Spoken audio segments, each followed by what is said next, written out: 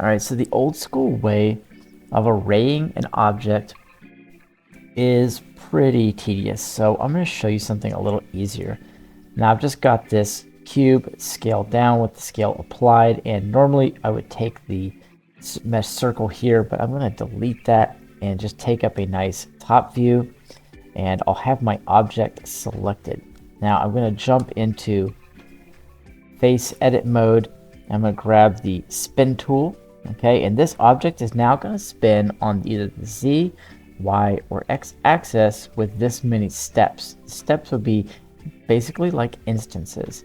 So now if I grab this and spin this around and then hold down Control, I'll actually be able to give this a precise location. And after all that's said and done, I now have a nice instance of my object, and then I can go ahead and use that as a Boolean object.